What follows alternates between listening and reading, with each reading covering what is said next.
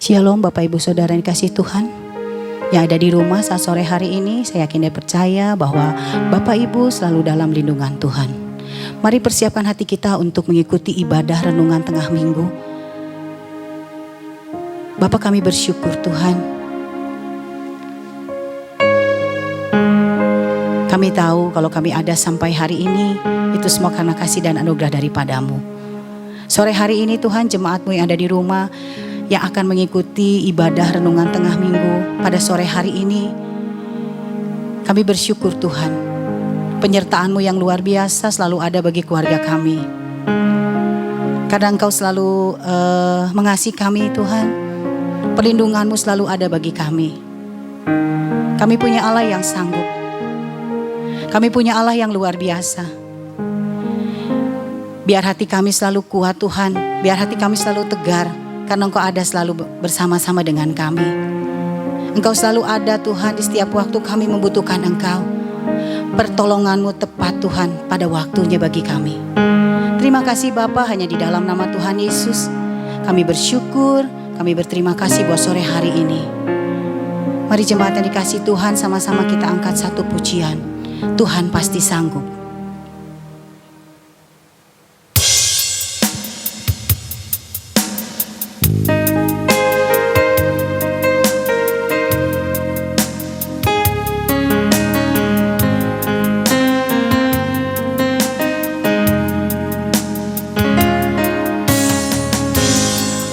Kuatkanlah hatimu,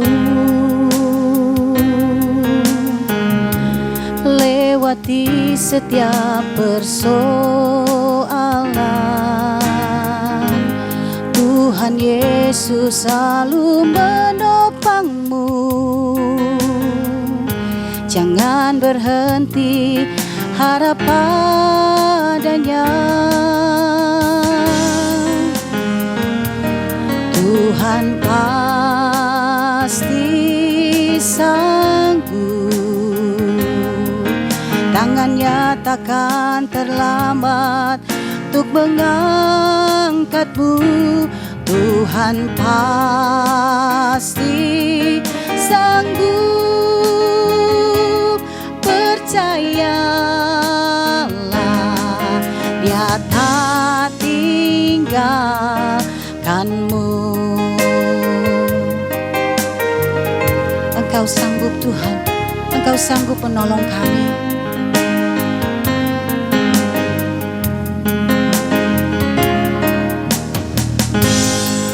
Kuatkanlah hatimu, lewati setiap persoalan. Tuhan Yesus selalu menopangmu. Jangan berhenti harap padanya. Tuhan pasti sanggup, tangannya takkan terlambat untuk mengangkatmu. Tuhan pasti sanggup, percayalah, Dia tak tinggalkanku.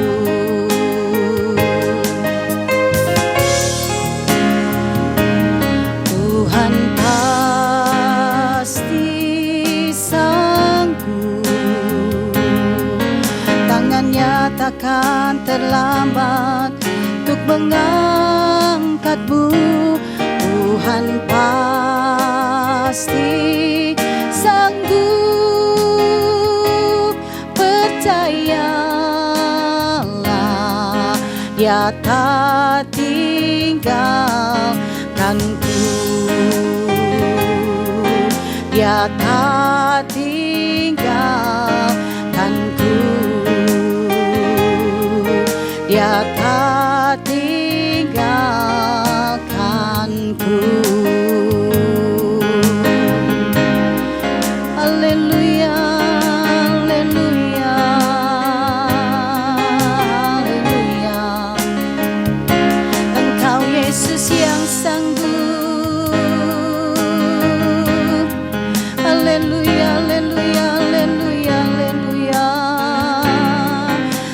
karena terlambat pertolongan-Mu. Haleluya, haleluya, haleluya, haleluya, haleluya, haleluya. Haleluya, Engkau baik Tuhan. Haleluya, haleluya, lama ya si, ya lama ya si, ya lama ya lambo, ya lama ya si, ya lama ya si, lama lambo, ya lama lambo. Tuhan pasti sanggup, tangannya takkan terlambat untuk mengangkatmu. Tuhan pasti sanggup, percayalah, Dia tak tinggalkanmu. Kami tahu kami punya Allah yang sanggup. Engkau Allah yang gak pernah meninggalkan kami Tuhan. Di saat kami merasa lemah, merasa lelah Tuhan, kami tahu Engkau Allah yang sanggup menopang kami. Kalau sebentar Tuhan kami jemaat yang ada di tempat ini, yang ada di rumah juga Tuhan, akan mendengarkan kebenaran firman Tuhan pada renungan tengah minggu sore hari ini. Kami yakin dan percaya Tuhan, setiap apa yang ditabur lewat hamba-Nya menjadi rema dalam kehidupan setiap kami. Biar kami selalu kuat, biar kami selalu teguh Tuhan, karena kami punya Allah yang luar biasa seperti Engkau. Terima kasih Bapa, hanya di dalam nama Tuhan Yesus kami mengucap syukur. Amin.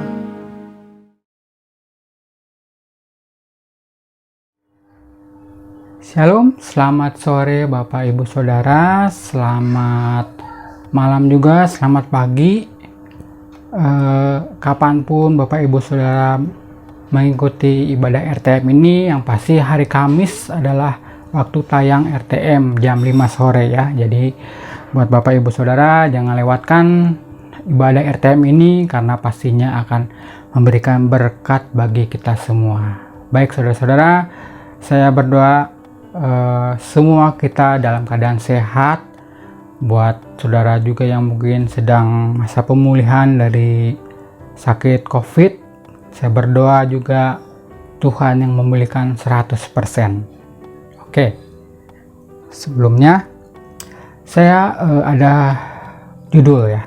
Judulnya adalah Iman dan Keyakinan. Iman dan keyakinan adalah dua hal yang berbeda. Mengapa demikian? Karena menurut saya iman adalah bentuk kepercayaan yang kita jalani berdasarkan tuntunan firman Tuhan yang kita dapatkan secara khusus atau spesifik.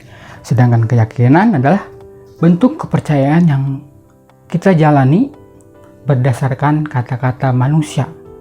Contohnya kata-kata manusia ya kata-kata motivasi, kata-kata penyemangat. Begitu ya contohnya. Di sini saya bukan mau bilang bahwa keyakinan itu salah, tetapi saya mau bilang bahwa antara keyakinan dan iman adalah dua hal yang berbeda. Oke. Sebelum kita lanjut, kita mau baca ya dulu ya. Baca dulu Alkitab kita 2 Raja-Raja 5 ayat 1 sampai 15. Panjang memang, tapi saya akan bacakan dan saya mungkin akan skip beberapa ayat supaya kita bisa sampai di akhir kita. Tapi yang pasti Bapak Ibu Saudara akan mendapatkan seluruh gambaran ceritanya ya. 2 Raja-Raja 5 ayat 1 sampai 15. Judul perikopnya Naaman disembuhkan. Naaman, panglima Raja Aram, adalah seorang terpandang di hadapan tuannya dan sangat disayangi, sebab oleh dia Tuhan telah memberikan kemenangan kepada orang Aram. Tetapi orang itu seorang pahlawan tentara, dia sakit kusta. sayang sekali ya. Ayat 2, orang Aram pernah keluar bergombolan dan membawa tertawan seorang anak perempuan dari negeri Israel. Dan pelayan ini berkata kepada istri Naaman, berkatalah gadis itu kepada nyonyanya, sekiranya tuanku menghadap nabi yang di Samaria itu, maka tentulah nabi itu akan menyembuhkan dia dari penyakitnya. Itu ayat 3, saya mau loncat sampai ayat yang ke-8. Nah, ceritanya Naaman akhirnya mau pergi menemui Nabi Elisa. Dia menyurati Raja Aram menyurati Raja Israel, dan hasilnya adalah Raja Israel bingung. Karena Raja Aram bilang, tolong sembuhkan panglima saya. Nah, Raja Israel bingung karena siapa saya? Saya bukan siapa-siapa, masa saya bisa menyembuhkan orang? Dia sampai diceritanya mengoyakkan pakaiannya gitu ya. Nah, setelah itu di ayat 8 saya lanjutkan, segera sudah didengar Elisa, abdi Allah itu, bahwa Raja Israel mengoyakkan pakaiannya, dikirimnyalah pesan kepada raja bunyinya. Lewat WA mungkin ya. Mengapa engkau mengoyakkan pakaianmu? Biarlah ia datang kepadaku, supaya ia tahu bahwa ada seorang nabi di Israel. Ayat 9, kemudian datanglah Naaman dengan kudanya dan keretanya, lalu berhenti di depan pintu rumah Elisa. Ayat 10, Elisa menyuruh seorang suruhan kepadanya mengatakan, pergilah mandi 7 kali dalam sungai Yordan, maka tubuhmu akan pulih kembali sehingga engkau menjadi tahir. Ayat 11, tetapi pergilah Naaman dengan gusar sambil berkata, aku sangka bahwa setidak-tidaknya ia datang keluar dan berdiri memanggil nama Tuhan Allahnya, lalu menggerak-gerakkan tangannya di atas tempat penyakit itu, dan dengan demikian menyembuhkan penyakit kustaku. Bukankah Abana dan Parpar, sungai-sungai Adamsik, lebih baik dari segala sungai di Israel? Bukankah aku dapat mandi di sana dan menjadi tahir? Kemudian berpalinglah ia dan pergi dengan panas hati. Tetapi pegawai-pegawainya datang mendekat serta berkata kepadanya, Bapa, seandainya nabi itu menyuruh perkara yang sukar kepadamu, bukankah Bapa akan melakukannya? Apalagi sekarang ia hanya berkata kepadamu, mandilah dan engkau akan menjadi tahir. Ayat 14, maka turunlah ia membenamkan dirinya 7 kali dalam sungai Yordan, sesuai dengan perkataan abdi Allah itu. Lalu pulihlah tubuhnya kembali seperti tubuh seorang anak, dan ia menjadi tahir. Oke, itu pembacaan kita. Saya lanjutkan ya, saya simpan dulu. Saudara, kita sudah membaca 2 Raja-Raja 5 ayat 1-15. Dan dari bacaan di atas, jelas perlu kita pahami sebelum kita mengalami pertolongan Tuhan atau mujizat atau kesembuhan atau pergumulan yang lain, maka kita harus terlebih dahulu mendapatkan rema firman Tuhan seperti Naaman ya, yang nanti akan menjadi landasan atau dasar dari iman kita atau langkah iman kita untuk kita jalani.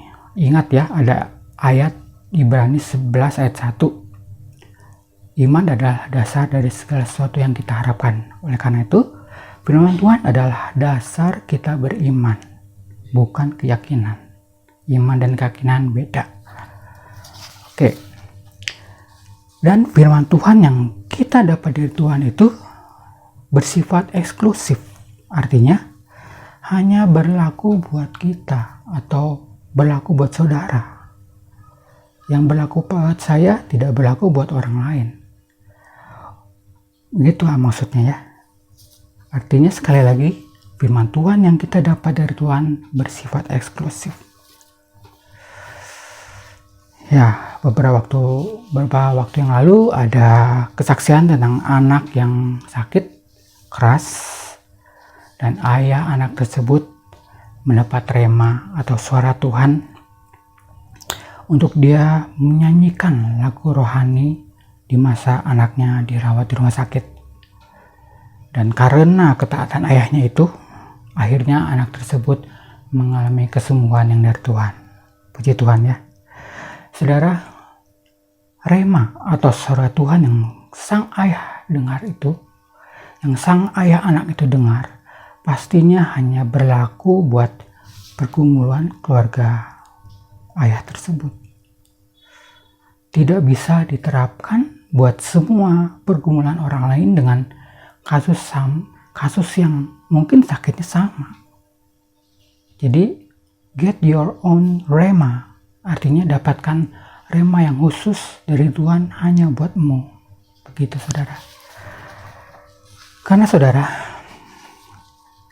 tanpa pertolongan Roh Kudus, Alkitab yang kita punya itu mungkin hanya akan menjadi sebuah buku biasa. Setiap kata, setiap kalimat mungkin tidak akan berdampak apa-apa bagi kehidupan kita.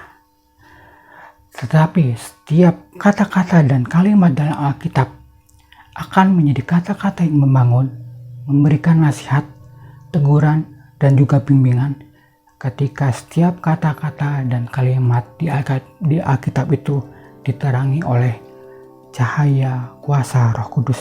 Amin saudara ya. Firman Tuhan yang sudah menjadi rema tersebut akan memampukan kita menjalani perjalanan iman kita. Tanpa rema, kita akan menjalani iman kita mungkin hanya dengan keyakinan. Iman dan keyakinan itu berbeda, saudara. Saudara-saudara, oleh karena itu kita harus banyak mendengar tentang kebenaran firman Tuhan, yaitu lewat pembacaan Alkitab kita. Usahakan pembacaan Alkitab itu dalam setahun itu dari Kejadian dan sampai Wahyu 3-5 akan membuat kita menyelesaikan Alkitab kita dalam setahun tahun. Kita juga bisa mendengar kebenaran firman Tuhan lewat video-video khotbah yang di YouTube mungkin, atau juga mungkin lewat lagu-lagu rohani yang diambil dari ayat firman Tuhan. Ada satu lagu yang jadi favorit saya adalah lagu dari grup Petra ya, grup dari Amerika sana, grup rock Kristen. Ada satu lagu yang judulnya I Need to Hear From You. Itu lagu menjadi favorit saya karena selalu mengingatkan saya bahwa perlunya kita mendengar suara Tuhan supaya kita tidak tersesat. Begitu ya. Mengapa kita perlu banyak mendengar, saudara, tentang kebenaran firman Tuhan? Semakin banyak firman Tuhan yang kita dengar, semakin banyak juga rema yang akan diberikan oleh Roh Kudus kepada kita untuk kita bisa menjalani perjalanan iman kita. Roma 10 ayat 12 bilang bahwa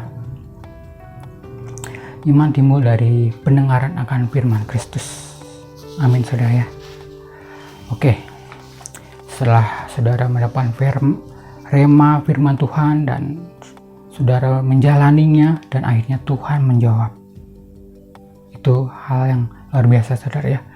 Setelah kita menjalani perjalanan iman yang berdasarkan rema dari Tuhan dan akhirnya kita mendapat jawaban dari perjalanan iman kita, ada satu hal yang harus kita sikapi atau istilahnya ambil hikmahnya ya.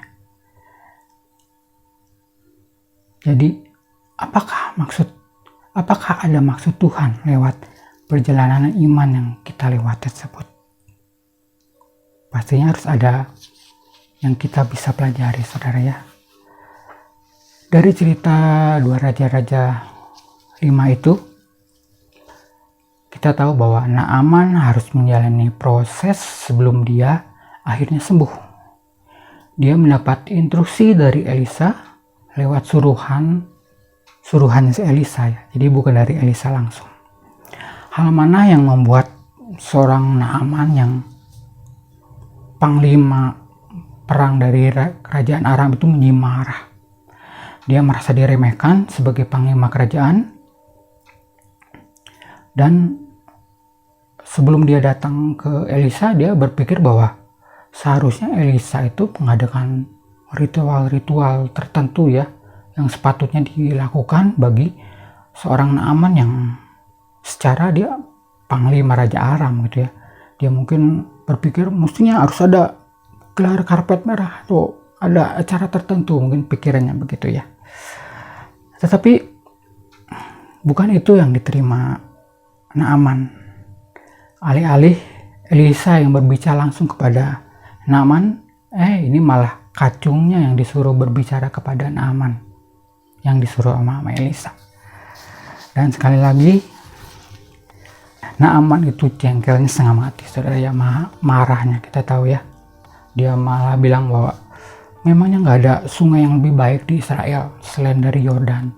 Saya ini panglima, masa saya harus nyebur ke sungai Yordan yang menurut Naaman ada sungai yang buruk ya, sungai yang mungkin keruh atau kayak Cikapunung gitu ya. Dia berpikir bahwa saya harus nyebur di sungai yang lebih baik supaya saya bisa sembuh.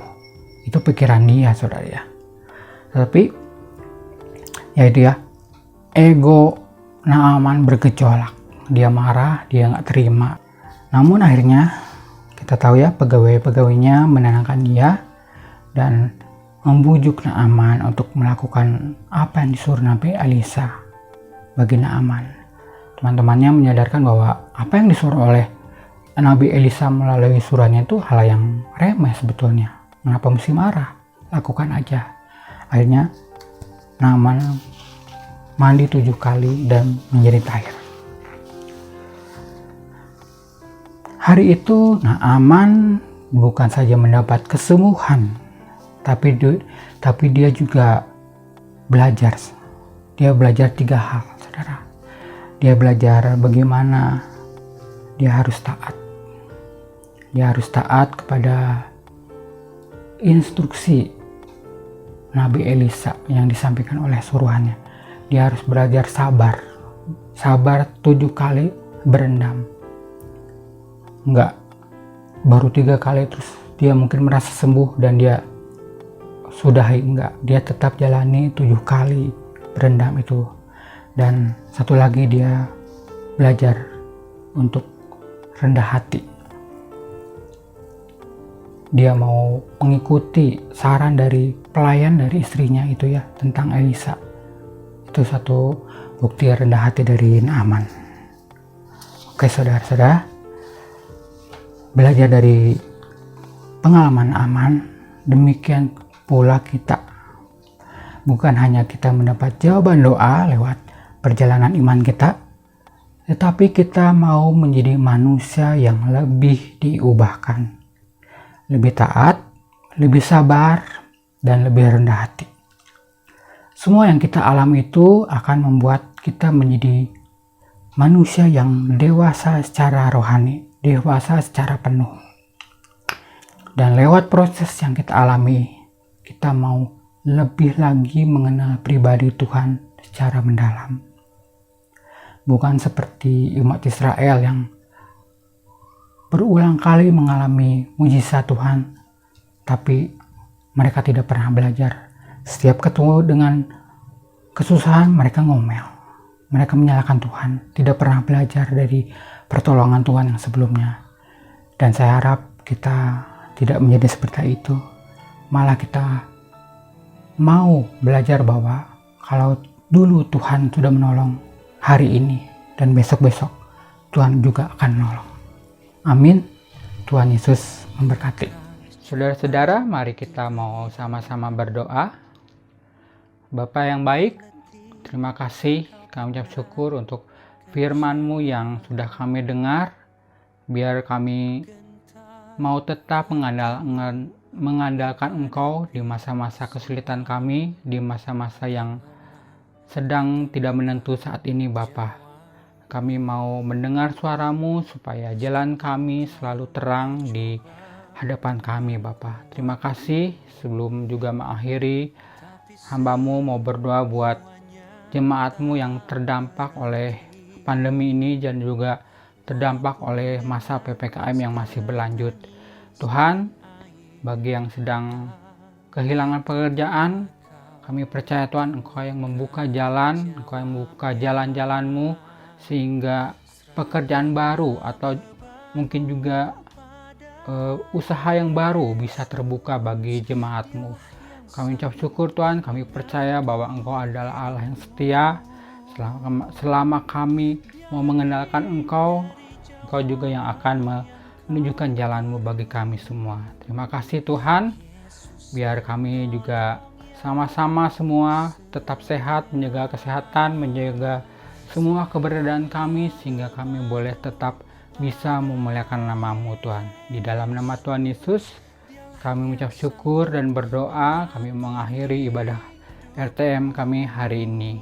Di dalam nama Tuhan Yesus, amin. Dari jawaban yang kau perlu, Yesus penolong yang